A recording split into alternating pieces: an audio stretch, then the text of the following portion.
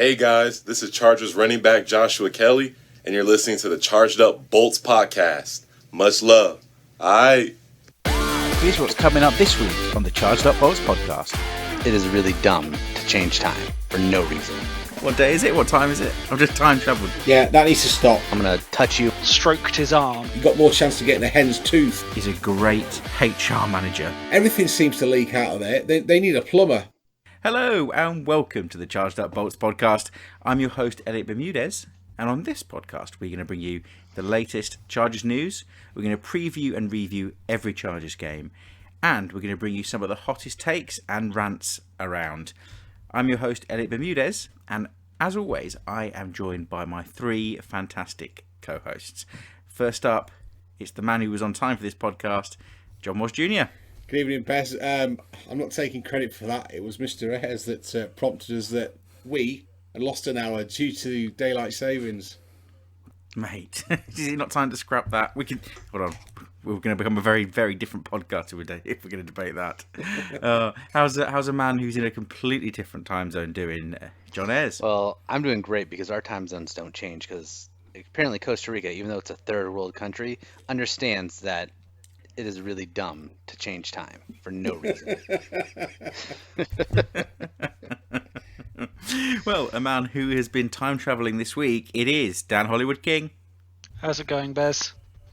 I've just woken up. And I feel like, what? What day is it? What time is it? I've just time travelled like an hour and a half into the future by falling asleep in bed with my son, nearly missing the podcast and disappointing our listener base. So, thank you, John and Woz, for pestering me awake. I am still a bit sleepy, much like the Chargers team, because despite our best efforts to on your last week's podcast to diminish the Jaguars and their franchise as one of the worst ever, you guaranteed an easy win. You said that there was no chance we were going to lose.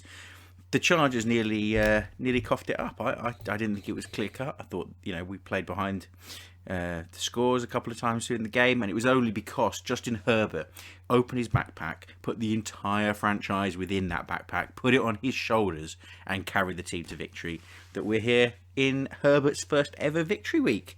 What I want to talk about today, guys, is was it comfortable for you? Did you feel it was a positive victory and that we were beating a much lesser franchise, or was it too close for comfort and you're still got the blues about this team, don't think that we're as good as we should be? What do you say, John Ayers? Definitely not a comfortable game. I mean, we saw a lot of mistakes on the defensive side of the ball, a lot of mistakes on the special teams side of the ball. And the offense, to be honest, when the game started, the offense was not exactly humming. Herbert was a little erratic. He was missing passes, throwing them high, missing, it didn't seem like he was kind of fully there, focused or ready to go. I don't know. Something seemed to be off in those first few drives. I'd say like the first 3 drives, if I remember correctly. He just kind of didn't seem to be on per se.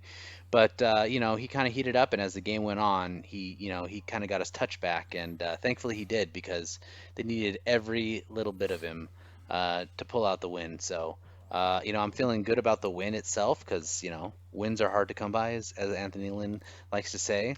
They're not given out in this league. But, there's a lot of things that need to be cleaned up if they're going to play better teams. And, they are going to play some better teams coming up here on the schedule. So they need to get those things cleaned up. But I was really happy with how the offense performed. I was really happy with Shane Steichen. With the exception of the Easton Stick experiment and a few other really weird things. Yeah, that needs to stop. Yeah, he needs to stop getting cute. I mean, Taysom Hill is not an effective weapon, and Easton Stick's not even as good as Taysom Hill. So this is just not a good thing. What do you think, John? Do you think the team came off that game against the Saints in Week 5 and went, do you know what? We could do this really ineffective second quarterback. We got Easton Stick. What was that about? I don't know. With Tyrod Taylor potentially coming back, maybe they thought, hey, let's give Stick a few snaps because he's not seeing the light of day as soon as Tarod's back as the backup. So I don't know. It's hard to say, but I mean, besides that, and a few other kind of weird, fluky, just trying to get too cute. I thought the offensive game plan was very solid, very good. They ran it less on first down. Actually, specifically first and second down, they ran it a lot less. They were, the league average is 54% on first and second down runs in the first three quarters, which are kind of considered the more neutral game scripts in theory. And they were at 59% passing. So the fact that they were, I think, 52% run before, and then they swapped all the way up to 59% passing for this game. I think what that tells you is that they looked back and said, look, the run game isn't working, and we need to figure this out. So, they supplemented it with a few screen passes, short, quick passes, some dump offs. They decided, hey, you know what? The running backs aren't cutting it. The offensive line is not cutting it on the run game. Let's just put it in the hands of Herbert and let him cook. And that's what they did. They let him cook, and we saw the results. It was good. A lot of positive plays on first and second down because of the passing. And I think the game plan was great, and I really hope that this is the sign of things to come, and that they're going to be a lot more, willing to throw on first and second downs than they have been previously, because I think that is an important part of this team to move forward and win games. So happy about that. The run game was atrocious. I mean, Justin Herbert was the leading scorer, so that's all you need to know about that. The offensive line was bad again. If only we had a running backs coach to sort that out as our head coach. Honestly, I don't. I want to blame the running backs, but they're not helping themselves that much either. But this offensive line is just so bad. They're not getting any push. I mean, the defensive line for the Jaguars missing a few players. They're not an impressive unit. They're a bad unit, frankly. And teams have been able to push them around and run on them easily. And the Chargers made them look like the best defensive line in the league. And it's because the offensive line is just trash. And I'm hoping that this is kind of a wake-up call because they're being forced to play these guys. And I know they're going to say, oh, well, this isn't the real offensive line. It doesn't matter. This is showing you that Telesco, Lynn, you should not be happy with your depth. I know you said, oh, I'm happy with the depth that we have at the position. No, you shouldn't be. We're seeing the depth, and it's bad. Okay? None of this whole, oh, I think we're developing guys for the future. You're not. Pipkins, second year, does not look ready at all. Like, not even close. You're going to tell me that you're gonna pass on drafting an offensive tackle, and you're going to throw Tevy and Pipkins out there for a third straight year? Like, stop it. Just stop it. Get yourself a real offensive tackle in the draft and just stop this nonsense on the offensive line. Honestly, they do need a lot, though. They need cornerbacks because I've seen on the defensive side of the ball, Casey Hayward, I think Casey Hayward might be done. I mean, he is just so bad. And he doesn't want to tackle in the run game. I mean, he's been bad. Michael Davis has been our best cornerback so far this year. Like, that's bad. That's wrong. Casey Hayward allowed James Robinson into the end zone. Basically, open the door for him. Do you want to come in? Do you want a cup of tea while we're at it? I mean, if I was Casey, I would be like, hey, Coach Lynn, I'm just going to donate half my salary this year to the Red Cross for that, because that is absolutely appalling. He's gonna live with that tape for the rest of his football career and go, you know what, I get paid to stop people running the football down our throat. He just sideswiped him. You might as well waved a wet tea towel. That was really bad. Yeah, that was awful. I mean, and he had the audacity to come out on Monday to say he can't wait to put some hits on Melvin Gordon for the Denver game, and I'm like, try putting hits on anybody. I mean, not just that little friggin' I'm gonna touch you and maybe you'll run out of bounds for me. I mean, he just looked bad. He was missing tackles. He was getting thrown off. I mean, I don't know if there's a future for him going forward because he just does not look great. And Jerry Tillery has been just bad, really bad lately, and he missed a few big tackles. He got thrown around on a few plays there. I mean, he just does not look very good.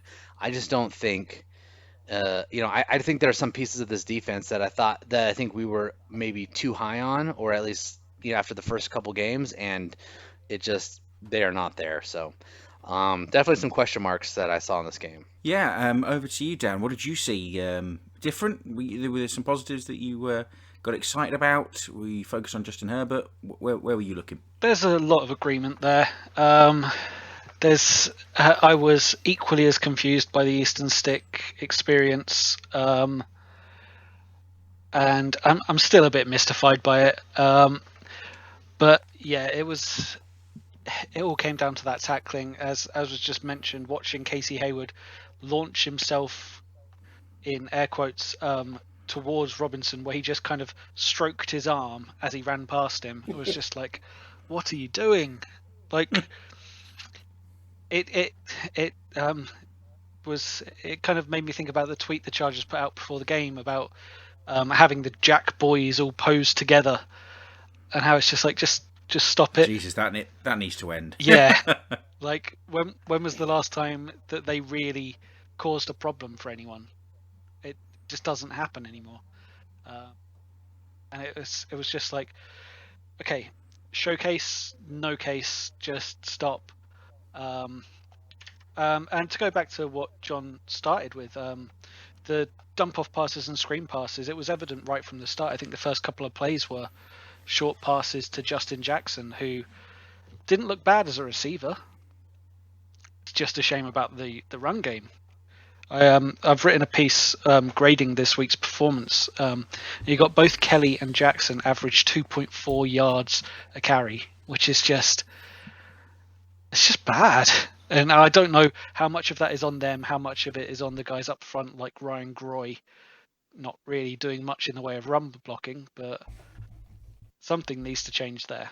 Well, I get it that if you haven't got, Trey Turner and Brian Balaga and Mike Pouncey, you missed those three pieces of your team coming into the season. You're not blowing anyone away. It's not going to be a strength. It's just so sad that I thought James Campen was going to be the MVP. I think we got that train going, and we've definitely derailed it, have we not? And we've ended up with this damp squib and O-line where, do you know one thing? I'm going to turn it into a positive. Justin Herbert looks like, doesn't matter who he plays behind, he's got the mobility and awareness to come out of it. He's such an intelligent football player. He had time which he created during with moving around the pocket, coming out left, coming out right, time, pick someone out, no, nothing on, and he threw it away, which is a really mature way. It was a mature performance from Justin. But you're never going to run the ball down someone's throat if you have, what already is a patched up line missing several key parts of it. It's not going to happen. I think we were excited about James Campen, and we've seen regression from some of the pieces. Pipkins, you mentioned, John. I love the guy. I thought he was going to be a real benefit to us on the left tackle, and he's coming in at right tackle, and he is an embarrassment. He shouldn't be on the field. Who's the guy? Where's Tyrese St. Louis or whatever on earth his name is? Just pick up a guy off the street, because Pipkins is performing worse than Joe Bloggs off the street. So that's disappointing. We're not running the ball. I'm going to. Are you miserable? Well, first of all, I'm going to focus on one negative, and then I'm going to go into the positives. I need to check on the TV insurance in our house, because that 2-point conversion, there was no way in a million years Gardner Minshew was going to pass that football. So what did the defense do? Spread out as thinly as they could along the end zone and let the Jags come crashing through like it was a bowling ball. I mean, it's ridiculous. Just stuff him up the middle. They weren't going to get that 2-point conversion. Enough. We spoke enough about the tackling. So going on to me speaking about an easy win. Well, for the first sort of quarter and a bit, and the fourth quarter, it did look relatively easy. But it's meshing those 4 quarters together we spoke about. I actually thought partway through the second quarter, I was sat there I was making notes of the game going, I think Coach Lynn's actually lost his team. This is why now that the Jaguars are dialing up the heat and applying the pressure. They'd been getting to Justin Herbert from the first quarter. And I thought, we're going to lose this here. And have we lost the dressing room? Now, if you recall to last week's podcast, I spoke about the veterans, the team captains stepping up. taking hold of the situation and leading the juniors and the rookies going forward. Now, apparently, Coach Lynn did just that at half time. He didn't say a word. He let the captain speak. Whatever was said, it actually it came to fruition because we walked away with a win. But I really, really want to focus on two key elements. Justin Herbert, unbelievable. Okay, he wasn't perfect. He looked nervous at times, and rightly so. Let's be honest, this is a pro football team we're playing against. They want to hurt him. They want to make their mark on the game. But that touchdown pass to Virgil Green and the one to Jalen Guyton, absolute missile on a dime. I mean, ridiculous accuracy. He made some really, really good plays to Keenan Allen as well. I think the second quarter, it was a 3rd and 7. I thought, here we go, we're going to end up with 3 and out here. And he found Keenan for a new set of downs. We've got a really, really, really good receiver core. It's super exciting. And I think that's how we're going to have to move the chains if the running game's getting stuffed. But, you know, Jalen Guyton, I don't know what's happening with Virgil Green. Is he out? Is he done? But I think he's done. Yeah, John's nodded his head there. I mean, that's such a shame. The last report I saw was that he's not done, but he might still return by the end of the season.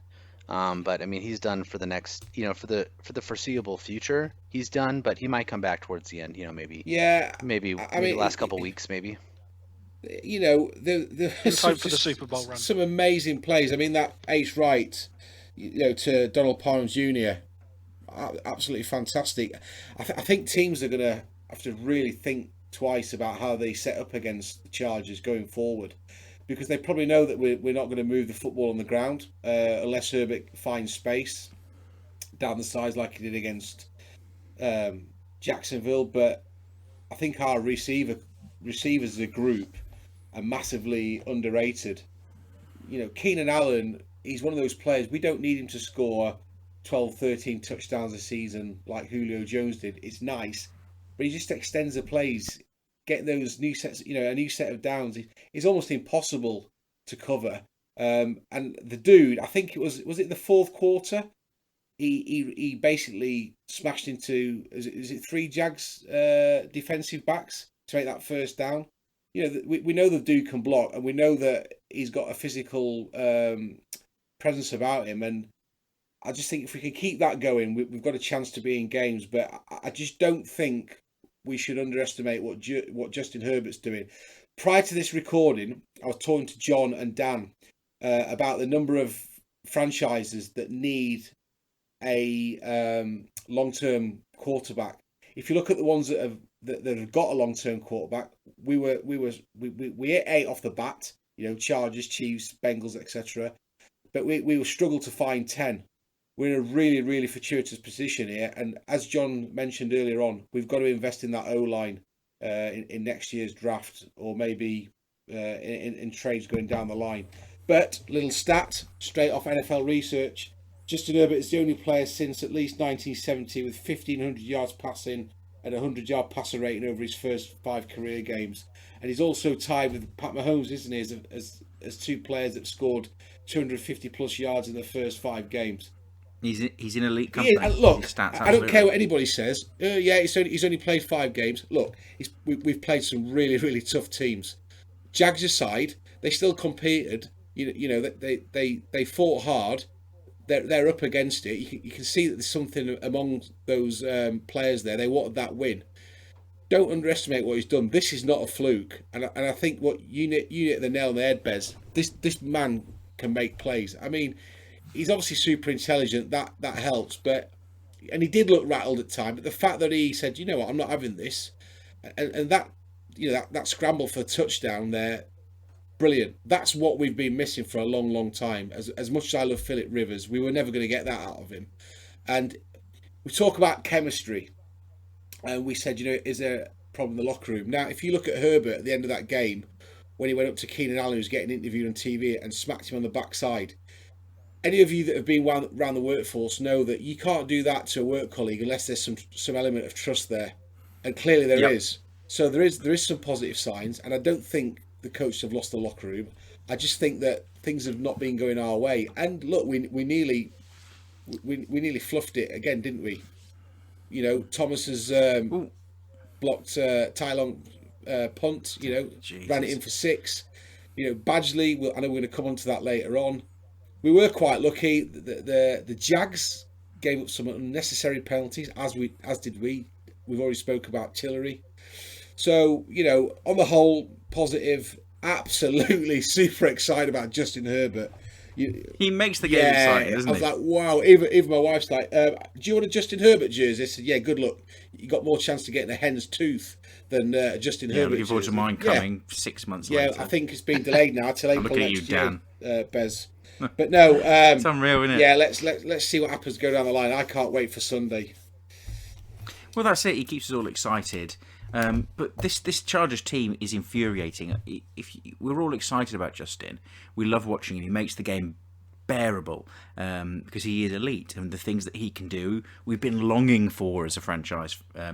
But my issue with this Chargers team is I think they're so Jekyll and Hyde. They don't really know what they're good at and what they're not. There are series where their defense is elite, and we shut down the pass. We dominate the line of scrimmage. Bosa and Ingram and even the other lads are Linval Joseph dominating against the run on certain series against the Jags and every team this year. And then they come out and they're the opposite. And they're a, what's your favourite, John Ayers, what's your favourite saying? Warm butter defence? Oh, God. Well, you hate that term, don't you? Yeah, I mean, I'll say though, you can sit here and complain about warm butter defense, but a lot of those plays that are occurring, I mean, you're talking about a guy who stopped, you know, at or behind the line of scrimmage, and then a missed tackle on the running back. You're talking about the Laviska Shenault big play, the 36-yard play. They had him dead to rights, right at the sticks. Might have even saved a first down if they had hit him, if they had tackled him. But no, they missed the tackle, and Laviska Shenault goes back and gets another 25 yards out of it. Like, there are time and time again these plays showing the players missing tackles or just a bad coverage assignment, as well as these awful penalties in that one drive where we had basically back-to-back 15-yarders.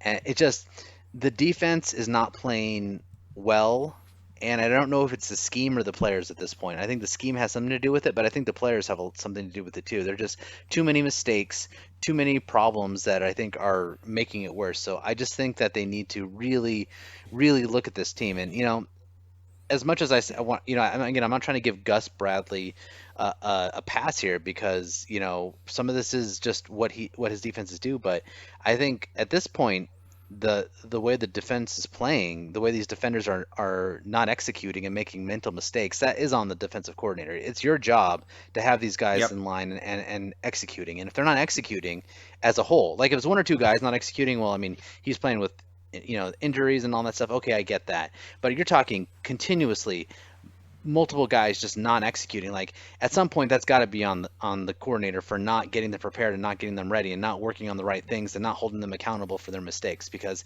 they don't seem to have any problems with it. Hayward obviously has no problem with the crap effort he put forward because he's ready to go for the next game.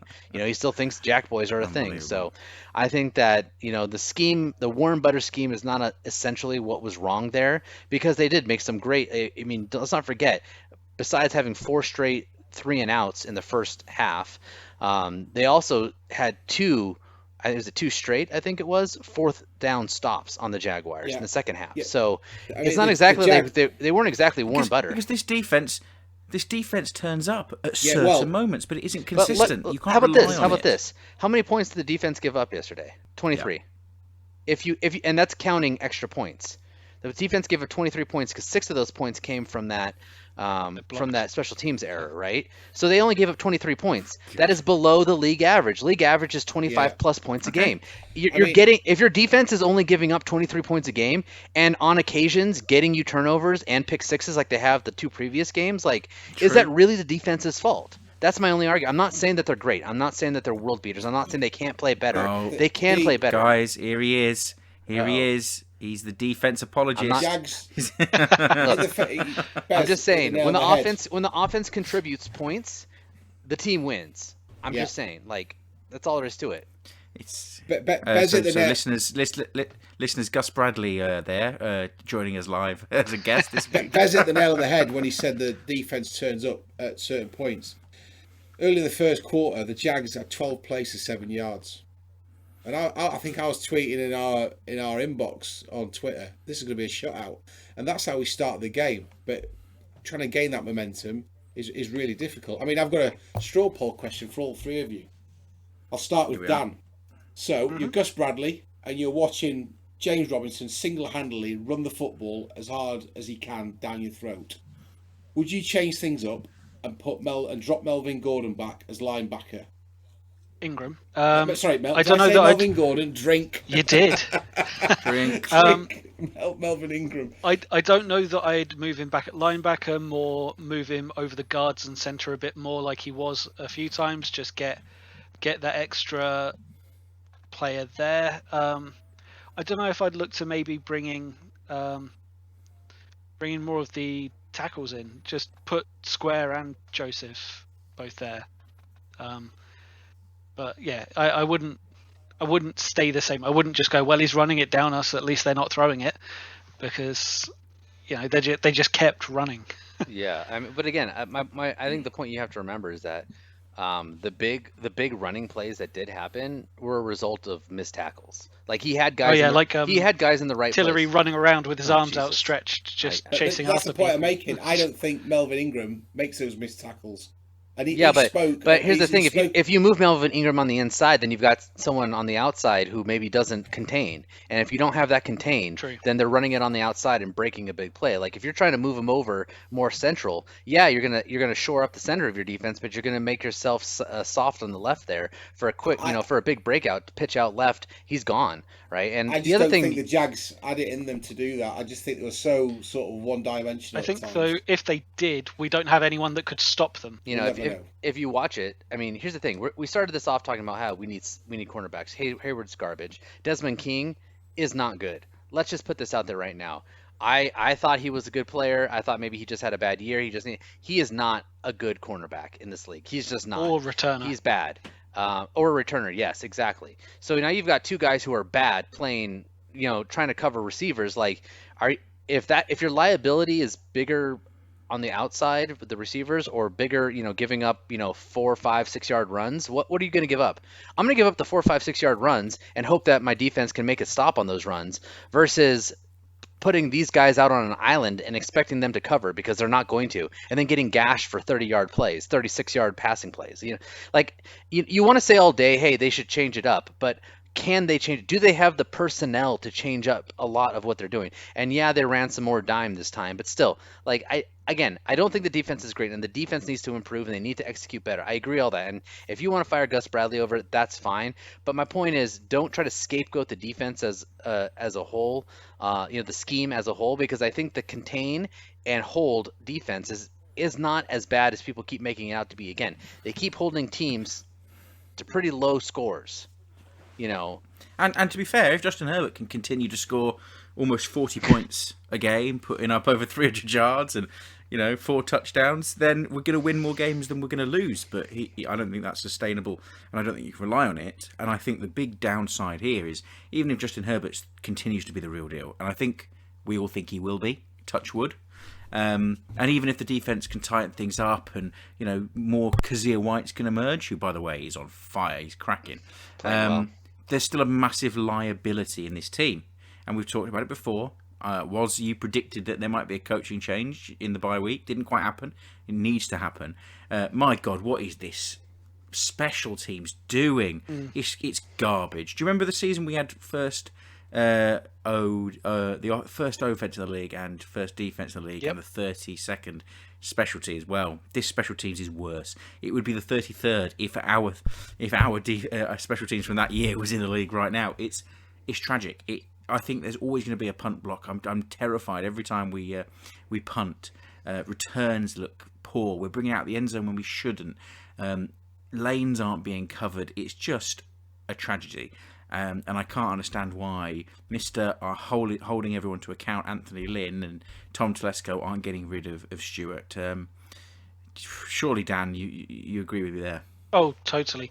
I mean, I've said it before. It always looks like Long is taking forever to get his kicks off, and I don't think that's him making it look slow. I think it's the fact that everyone's getting to him fast that is making it look like he's kicking slowly. Because people are just getting through. There was nothing there. Talked about warm butter. There was no butter. Just a dry loaf of bread. It was just a dry loaf. Just of a bread. dry loaf of bread. Yeah. It was not good. I mentioned earlier, King not the best at returning. He's averaging something like 5 yards on a return. Was it? It's not great. And I just don't understand. We got rid of kickers for less than Badgley has done in the past 2 games. Back to back, he has missed an extra point and a field goal. Like the Chargers of 2 years ago would have gone, right, we've got 3 new kickers by now. They've got to at least bring someone in. As I petitioned, bring me in. Well, we didn't bring anybody in, so I'm going to go around the room and start off with you, Woz, and pick after it, John. We didn't bring anyone in for kicker. Should Anthony Lynn and the Chargers be looking to replace Badgley? Is it time to look that way, or does he need more time because he could be money again? I think we just stick with him. He's missed extra points, he's missed field goals, but show me a kicker in the league that hasn't. But you are absolutely right. I mean, a lot of these games that we're playing in coming down to the wire, and it is fine margins. But whoever comes in is coming in for a reason, and they're going to come in such extraordinary circumstances. They're going to be under huge amounts of scrutiny and pressure. It might not work. Let's see what happens going down the stretch. My only concern with Badgley, and we're not calling him money anymore, we're dropping that nickname, is when it's starting to get tight, super long ranges. The Chiefs have got Butker, he can do that, as he proved in week 2. And I think that's where we need to be going if we are going to make a change. Not like for like. We've got to go and find someone in the college game or somewhere that's in the depth charts that's able to convert around the 58, 59 yard range. That's what you need to be doing if you're going to be bringing Badgley out and putting somebody else in. If you haven't got that, he stays where he is. But Coach Lynn's come out and defended him, and George Stewart, as you would expect, because they don't want to air the dirty laundry. So for now, we've got what we've got. Well, I don't agree with that. I think it's time for him to go. I think it's time to bring in some competition. And you can say all day long, oh, well, there's a reason guys are out there. Well, guys can turn it around. Guys can fix their things. Josh Lambo is a perfect example. He wasn't cutting it for us. We cut him, and he found his stride. Young Hoku apparently can kick again after he was just atrocious for the Chargers. So, sometimes guys go through a stretch and they just need to figure it out and they get right. My issue, the reason why I think it's time to cut on Badgley is this. Badgley's never been a great kicker over 50 yards. And that's a problem for me. I think that it's over 40. What? It's over 40 as well. You could even narrow it by 10 yards. Well, I mean, previously before this season, he was pretty money from about like 48, 49 on down. He was pretty money. He didn't miss extra points. He hit the close ones. He was good. He just struggled some when you got to 50 or above because he just doesn't have a huge leg. And so my problem is, if you're going to start to become erratic on these short kicks, then what do we have you for, right? Like, I can live with occasional shank kick, a PAT, or occasional shanked short field goal if I have faith that my kicker can make a 55, 56, 57, 58 yarder, right? And I have zero confidence. In fact, I had little confidence going into the season he could hit from 50 or above. Like 50 maybe, 51 I don't know, 52 a little dicey, over 52 absolutely not. Like, I had very little confidence, but I was willing to live with it because I'm like, you know what? You shouldn't be settling for 50-yard field goals anyways. You should be settling for, 45-yard field goals and, trying to push it. But he can't even make those. He can't even make a 48-yard field goal. He just showed that he can't make extra points. He's missing like 38-yard field goals and stuff. It's just, to me, it's time to cut and run and find somebody who's looking for work, who's hungry, who might be able to come in and show you something, you know? I mean, what's the harm in bringing somebody in? Worst case scenario, you're telling Badgley, guess what? You need to figure your shit out. Before it was, hey, you'll get him next time, or hey, it'll come, or hey, man, you got to work on that. We need this fixed. Hey, man, you can't be missing kicks like that. And now it's like, guess what? You miss another fucking kick. We got 3 guys who are going to take your job. You know, like, you got to at least, I mean, and this was my problem, is Badgley was always going to be a problem from 50 yards or above anyways, and yet they brought in 0 kicker competition in the preseason. And yes, it's COVID, and yes, you don't want to expose to extra guys, blah, blah, blah. I don't care. All right, I saw some of the crap talent they had in there on the other positions, all right? I don't buy it. Bring in a kicker, put some competition, and if he wins the competition in camp, great, fine, whatever. But the point is, they didn't even bring in competition, and to me, that's garbage, and now you're seeing it. Now you're seeing, guess what? Maybe you should have brought somebody in. So, I don't know. I'm done with Badgley.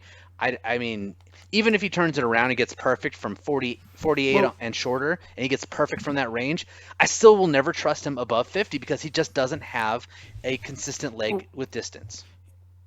Which would you rather have, though, John? And question for everyone, really. Would you rather have a consistent, right, if it's 45 yards or less, it's automatic, and point after is automatic, but there's no chance to win the game on a 50-odd-plus yard field goal?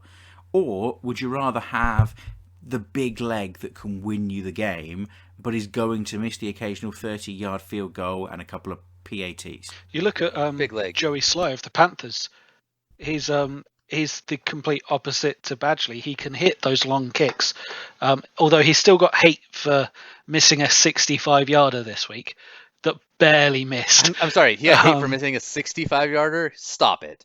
Yeah, Stop it. There's some Panthers fans out there who are a bit crazy. And it barely missed as well. Like, it just kind of skimmed under the post. It was dead center. But he's got real problems kicking the shorter ones. And I think I'd rather go down that route. Just if you're in shorter distance, maybe go for it. I'm just having a look at Mike's stats. Before this season, he'd only missed 1 extra point. He was 27 of 28 in 2018 and 19 of 19 in 2019. But his field goal percentage in 2019, 81.3%, 69.2% in 2020. So he's obviously got some issues with consistency. His longest field goal in 2019 was 49 yards after converting a 59-yarder in 2018. So just on his own stats, you'd be like, wow. If you look at his percentages of kicks, 50 yards or above, they're awful. They're low. Yeah. And I'm sorry, but in today's NFL, you need to be able to make a 55-yard field goal. Like, absolutely. Here's the thing: you're not at the end of, like, the most important time for your kicker to be able to make a field goal is at the end of games. And generally, at the end of games, you're kicking a field goal not from close up. So you're generally kicking from far. So I'm going to take the guy who I've got more confidence kicking deep, and who will have the occasional flub short than anything else. I mean, to be honest, you asked the question, hey, I want someone who's solid from 45 and closer.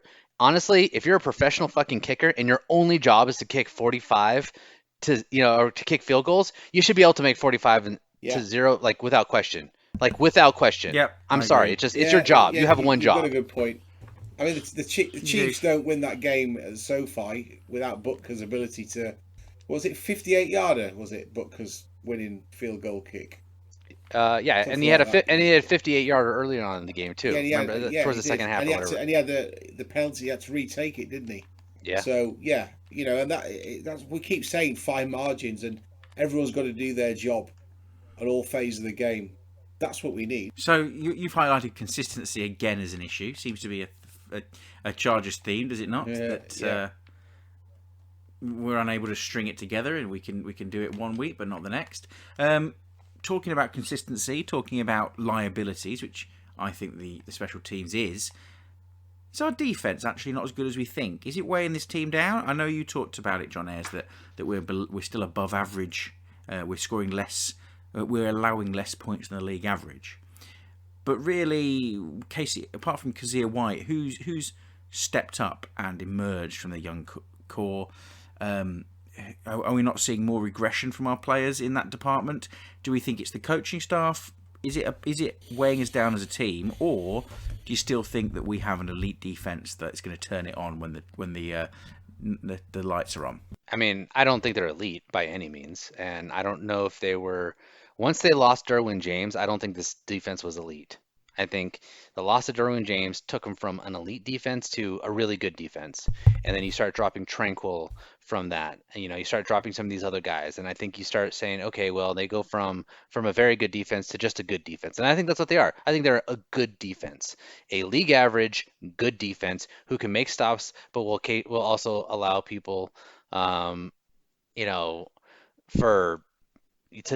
get these big chunk plays. And again, some of that's philosophy, right? The philosophy of the defense is, no big plays, minimize scoring, and maybe have soft butter out there every once in a while. And it's going to work sometimes, and it's not going to work other times. I mean, I guess it's kind of what are you looking to get out of them? If you're going to be aggressive on offense and you're going to score points, I think this defense is perfect for that kind of offense, as you saw the other day. Again, if it weren't for that extra teams fiasco, they would have held the Jaguars to 22 points actually, and that's pretty good.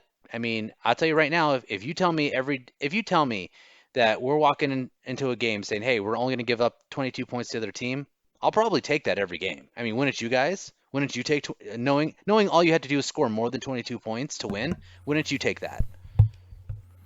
Well, it depends. If Tyrod Taylor was our QB, no. Well, I mean, that's one of the reasons why he couldn't go back in there, because once the defense started losing players and was only playing at maybe a league average level, I mean, you can't throw Tyrod out there. Tyrod is not a guy who's going to score a bunch of points for you. He can score points and help your team, but it's just he's not going to move the offense the way Justin Herbert can. So that's probably why that happened. I mean, it just, I've written this article on it, so look at chargedupbolts.com. I think a lot of the same arguments still apply for right now, as far as, who's to blame for the start, the offense or the defense, and look at the defensive argument that I made there. I think there's just some very fair points in there that I've made about the fact that they have been allowing teams to score, yes, but for the majority of games, with the exception of Tampa Bay, where they were just complete trash, with the exception of the Tampa Bay game, they were holding teams to under their weekly averages in points. So, I mean, yes, do you want to hold them to a minimum amount of points? Of course you do. But if you're telling me, hey, my defense is going to go in there and this team A always scores 30 points a game, but guess what? The defense is going to hold them to 27 points. Well, guess what? That sounds like a pretty okay day for the defense. That doesn't sound like a bad day for the defense because they held them to less than what they're expected to score. On the flip side of that, if you look at the defenses and what they're allowing from a points per game average, the offense was continuously struggling to score more than what the other opposing defense was giving them. So that sounds to me like the offense is a problem. So this is my argument, and this is my, I guess, soapbox that I'm going to die on. It's that, to me, I just don't think that it's really going to be on the defense here. I mean, yeah, they've played poorly in some games, but I think they've played just fine. Not great, not league winning, but I think they played fine, and I think it's really been the offense who has failed to score in many games. And the offense has stuttered as well. Is this a coaching thing? Because the offense has lit it up and then gone 3 and out. The offense, or are we seeing that corner turned, or because of the Jaguars game where we looked like we could score at will, but then, is that just because the Jaguars aren't very good? What do you reckon, Dan? In part, we can't discount how bad the Jaguars should have been, and hopefully we'll see the defense repeat that. The second half performance against the Broncos, like failing offense next week or this coming week. But I just wanted to actually jump back to when we were talking about some players that had actually stepped up, and you mentioned Kazir White. You can't forget Nwosu's playing pretty decently as well. As a whole, he's getting involved.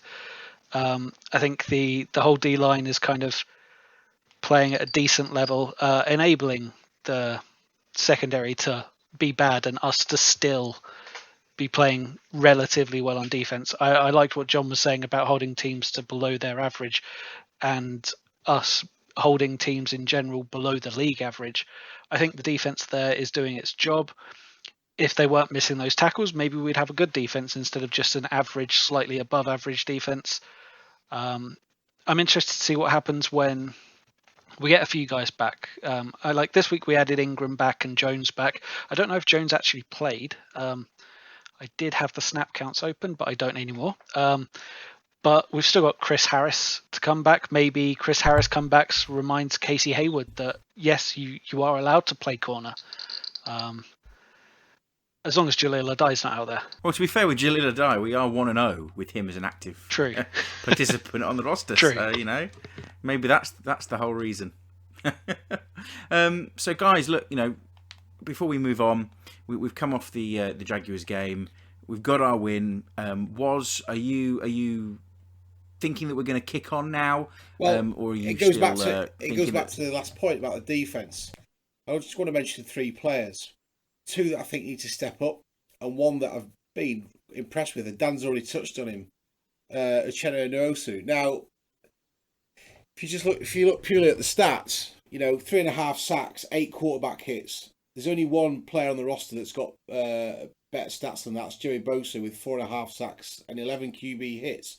Now, the thing about Nwosu, if you look at his snap count for his last 3 games, 86, 51, and 33%. Respectively, he's played in less than 51% of defensive snaps in 4 games. So he's been quite productive in time on the field. So I think we need to get more out of him. They talk about the Rams getting the best out of Jared Goff, and masking his weaknesses. And I think Bradley needs to do a better job at getting the best out of his individuals on defense. 2 players that are a bit of a concern for me. I'll start with Melvin Ingram. We know he's been injured, but if you watched him closely on Sunday, the dude, I don't know if he's picking up an injury. His starting stance was from an upright position. He was really eager to get pressure, and that the man will fight through fire for his teammates. I'm not sure he's quite 100% right. He's yet to have. Well, he's got 2 quarterback hits. 2 solo tackles. He's yet to have a positive impact on any given one game. But one player that's really, really disappointed me is Naz. Played 100% snaps in the last 3 games. He got absolutely flattened. He did. He got absolutely flattened. No QB hits. He's not been able to influence the game as we thought he might. Yeah, he had a nice little interception, 39 yards downfield.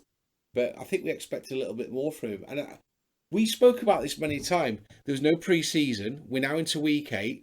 Some players are only just getting warm. They've had a cold start. So it's how we can progress down the stretch. Which of those fringe players can actually stand up and make a play. I mean, for all we know, Casey Hayward's going to make an absolute dime of a stop on Sunday. And this is the point. It's up and down. It's inconsistent. And if you look at 2 and 4 teams, and we're going to come on to the Broncos later on, a lot of it boils down to inconsistency. It does. I'd like to see us be a more reliable team. I'd like to see us, be able to target certain players. This has been for years, though. Remember the last couple of seasons of Phillip Rivers, where Hunter Henry would have a great game and then disappear for 3 weeks, and we'd be like, have they forgot he existed? And then we'd have a great defensive game where we'd shut out someone, Tyrod's Bills, when we shut them out. I think he came off, it was, who was it that was on that Tyrod got benched for? Peterson? Yes. And we shut them out. Nate Peterman, yeah. Peterman, that was it.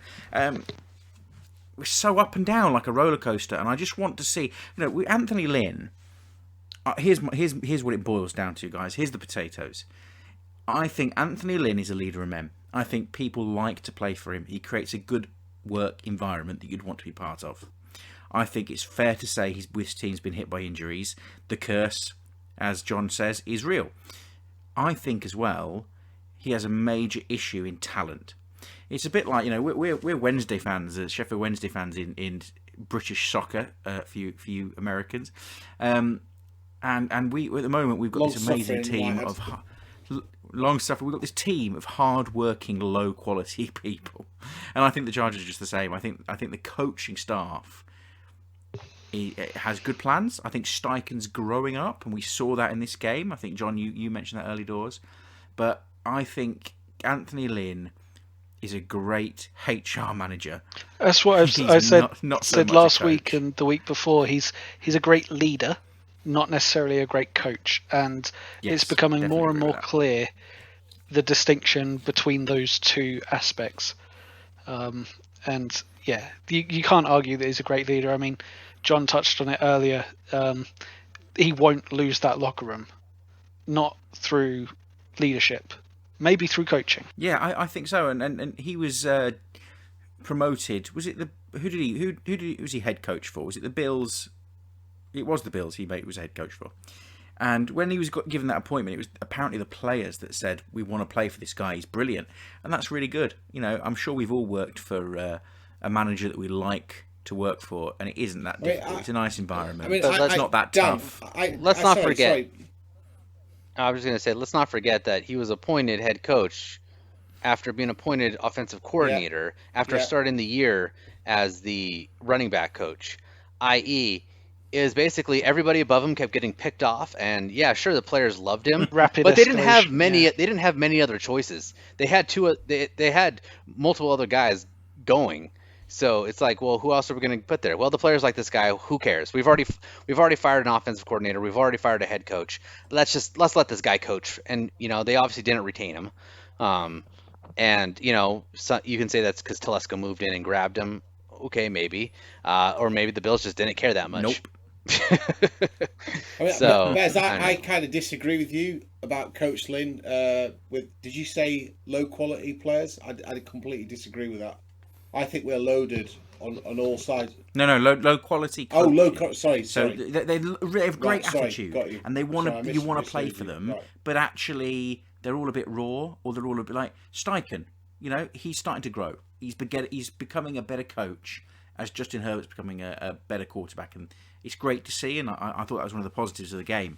I think they almost took it like a college game, which I think I predicted, allowing some, Justin to run it as if he was at Oregon.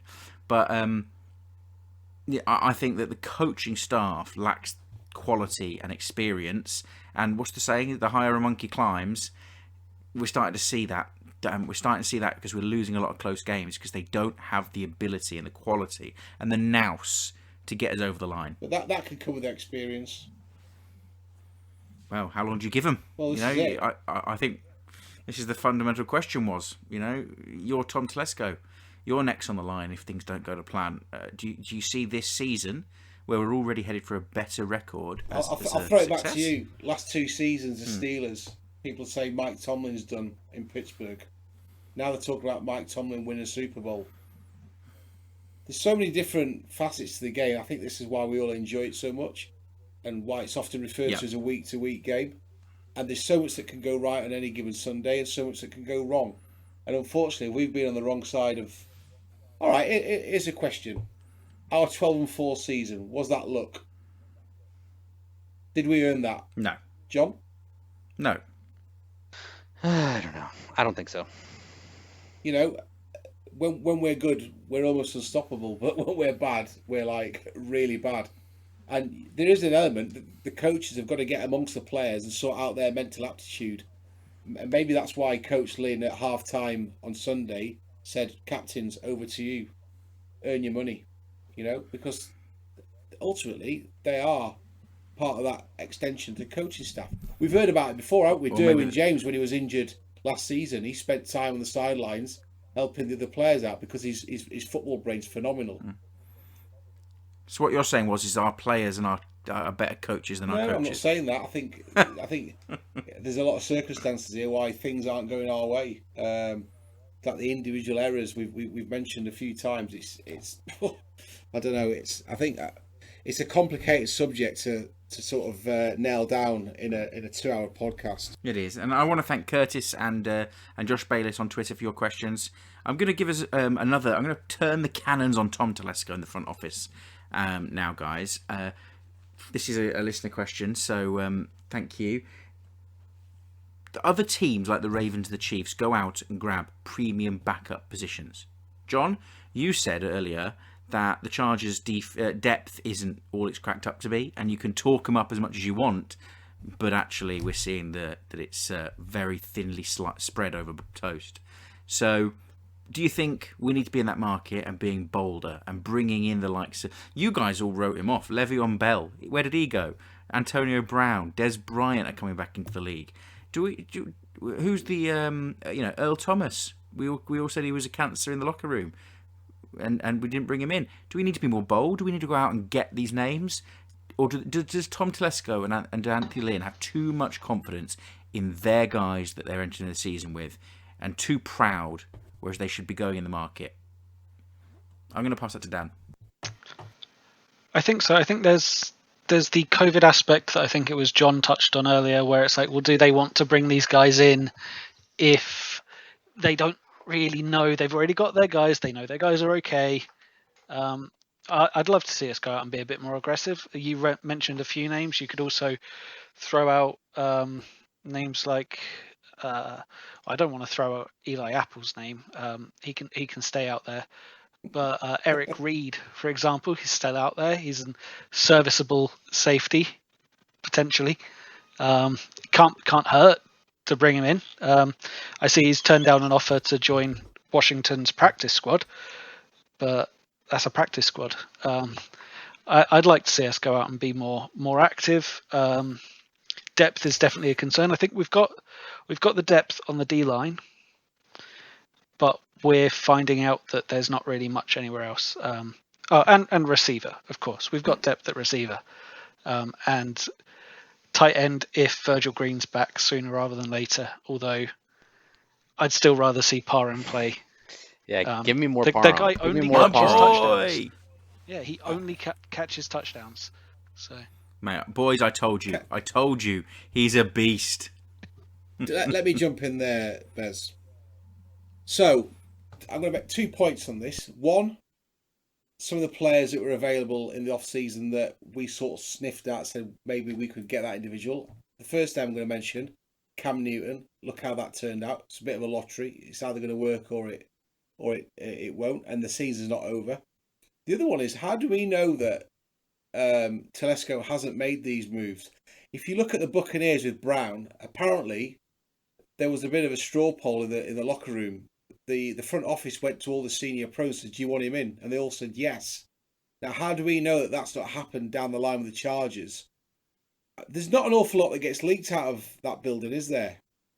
So we don't really know that this hasn't happened, and the Bolts have gone, I don't want him. I know him from so-and-so. I don't want him. I don't want him in near us because there'll be a massive fallout, upset the apple cart. because there's no leak, we have no way of knowing if there's no discussions and therefore there's nothing to leak, or there's discussions and they're just not leaked. Well, he's good at keeping a close shop, isn't he? If you look at the Jets and the Dolphins and the Jaguars, everything seems to leak out of there. They need a plumber. So some franchises, you don't hear a lot of leaking out of the Cardinals or Seattle. I don't know. There might be something in that. John, what do you reckon? So I have no desire for this year to be aggressive and bring anybody in. I don't know what the point is. I think you're just bringing on money for what reasons? I mean, if you're going to bring in anybody right now, I would like to see kickers come in for some competition, and probably fullback, because Gabe Neighbors is not it. He has been bad. He has been disappointing. Like he's a liability on special teams. He is not great at run blocking. He is not great at catching the ball, apparently. So I don't know what the heck he's good for. Like, he can't run the ball. I've seen him try to run. It's not exactly dynamic. Like, I mean, it doesn't have to be Bobby Holly. I know everyone's like, oh, Bobby Holly, fullback, bring him in, whatever. Whatever. He's fine. He's fine. But Gabe Neighbors is bad. I mean, I miss Derek Watt so bad. Like, so bad. He was. I mean, they need to bring in another fullback, I think, because Gabe Neighbors is not it, and I just don't think he's doing a good job. But anywhere else, I mean, I don't know what you're going to find out there. For me, I don't think there's really any free agents I would bring in, and honestly, I wouldn't make any moves to trade for anybody right now, because I just don't think it's worth it. I think that eventually they're going to have to be Tom Telesco is going to have to be more aggressive. I think when you see these guys like Everson Griffin getting traded and Yannick Ngaku, or I think that's how you say his name, being traded. These are big difference makers on the defensive end, a really important position. Like when you see guys like that moving at trade deadlines, like those are the kind of moves I think Telesco is going to eventually have to make once this team really hits their stride. It's not this year though. But he was aggressive in the draft, drafting up for Kenneth Murray. So yeah, I mean, he has got it in his locker to do it if he thinks it's the right move. I mean, if he thinks it's the right move, he will do it. But again, he traded away a 3rd round pick. I mean, do you want to know why though? Here's a hot take for you. He traded up not for his talent. He traded up for character. You look at when he goes bold, he trades up for guys that have good character because he overvalues character. Yeah. I mean, character is a big thing for him. That's something that he's preached. That's why he consistently goes and overdrafts these, golden domers who are just never that good in the NFL. I wish he'd stop that because just frankly, the guys he drafts are not that good. I mean, there just hasn't been anybody who's worked out. The best has been so far Drew Tranquil, but I mean, has he really worked out? He really hasn't done anything. So, well, you are missing one there, John, and we unfortunately let them go, and then they made an amazing tackle of Daniel Jones, and that was Manti Te'o's girlfriend. Yes, well, I mean, unfortunately, I don't think we signed her. We only signed Manti Te'o. So, I don't know. I think that right now this team is not a Super Bowl contender. I think it'll be a good story if they can make the playoffs, and I'm rooting for them. But this is not a Super Bowl contender. They can't compete. I mean, we've already seen we've already seen them blow games against some of the best in the league. I just don't think. I don't think that's. I mean, yes, they could have won those games, but I don't know if they win those games in the playoffs.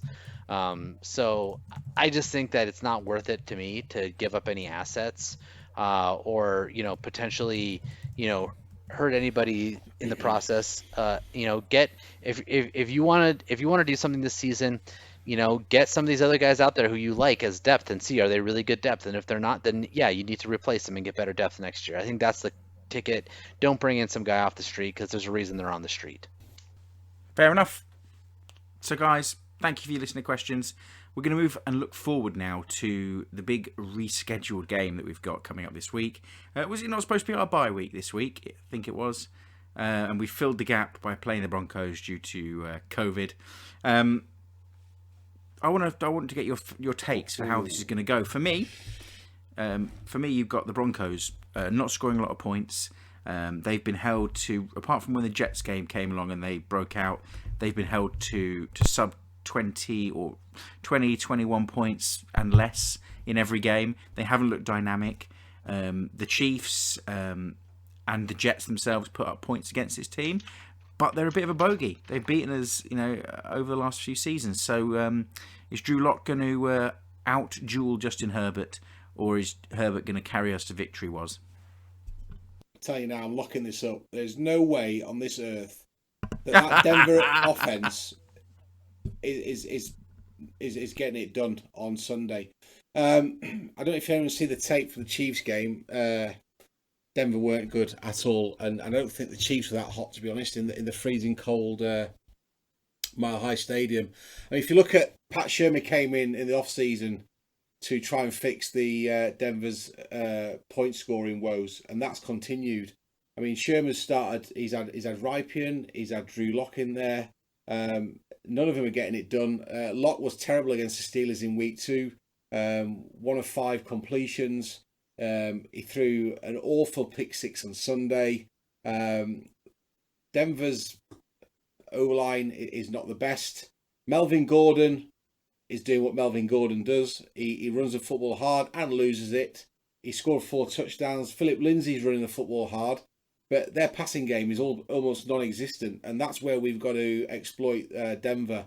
On the other side of the football, they're a lot better on defense, but it's whether or not we can get Justin Herbert cooking as we've done in the last 5 games. If we do that, I think we can overcome this team, and I think I've said it in our Twitter message group. It could come down to a field goal, and this is where we need Badgley to come in, step up, and make his mark. the concern for me on our side of game is the offensive line.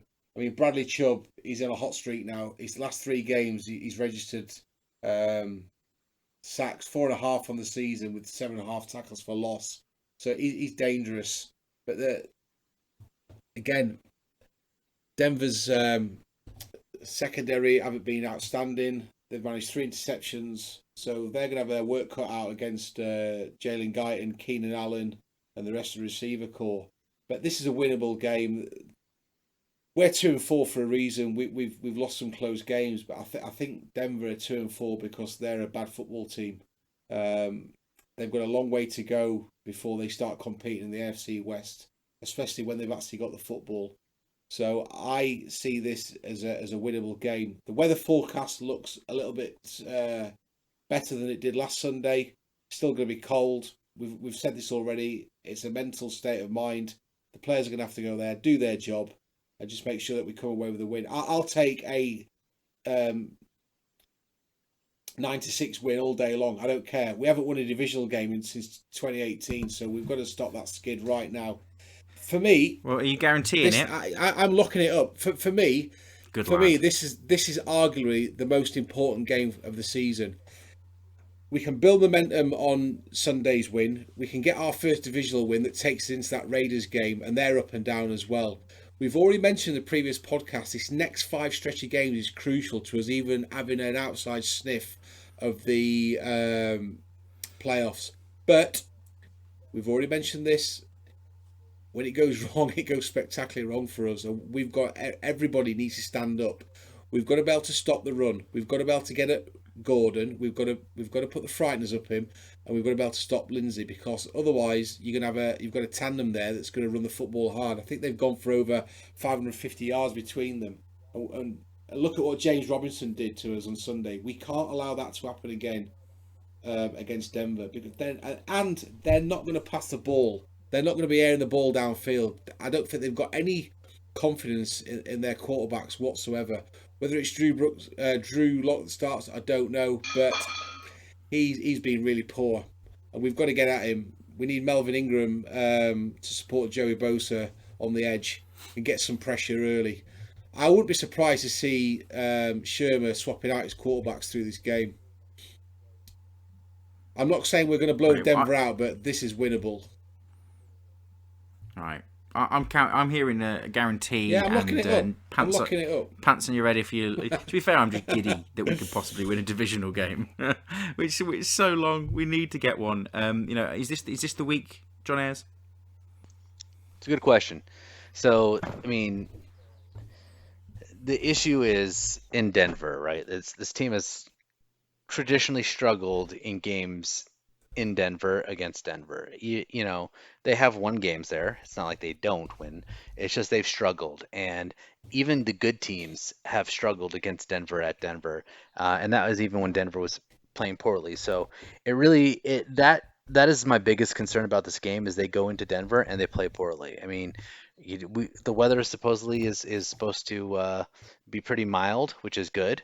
But if it gets ugly, if the weather gets ugly and it turns into a game where we have to, you're gonna have to rely on running the ball more than you are passing the ball, we're in big trouble, because our run game is atrocious and it is just terrible.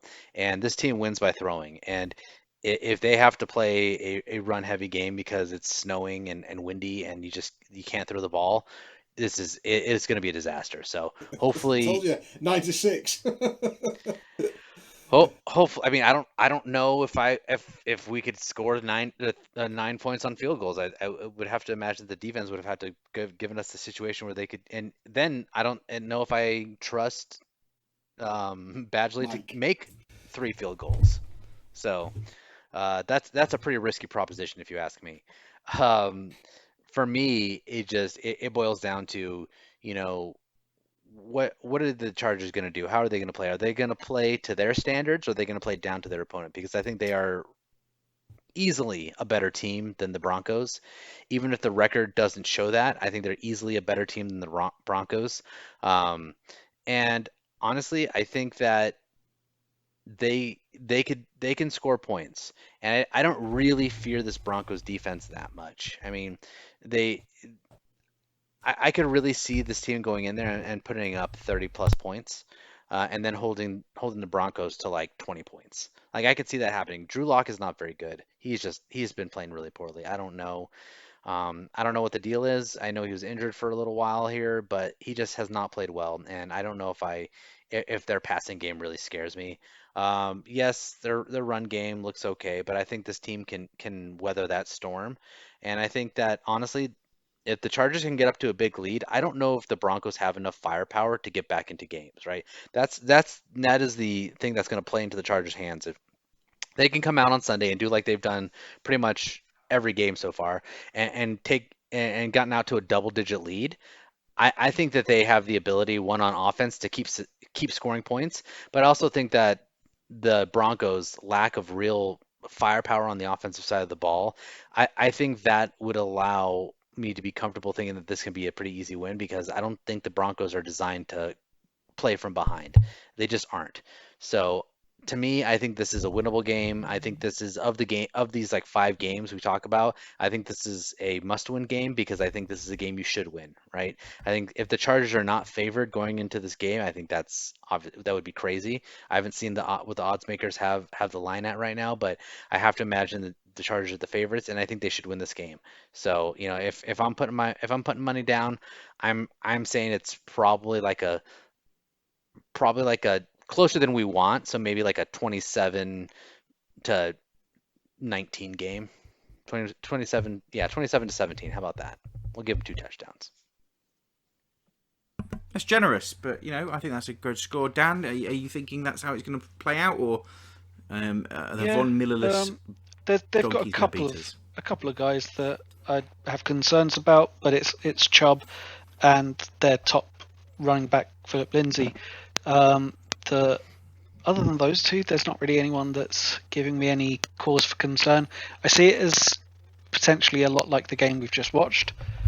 A team that is going to rely on running it and hoping that their quarterback can do something. But I don't think Drew Lock's got even the ability to extend a play like Gardner Minshew has, which is limited at best anyway. So I don't want to be too optimistic about it, but I'm feeling fairly confident heading into the weekend. And you mentioned that we do poorly. We do poorly generally, but we do poorly visiting Mile High. It's worth noting the Broncos haven't done anything at Mile High this year either. So they've lost all 3 games. Yeah. Well, let's go and pile it on and get a W. I'm going to bring us crashing back down. No, I'm not. I'm not predicting a loss. Don't worry, guys. I am predicting the win. I think this is where we turn it round. And do you know what?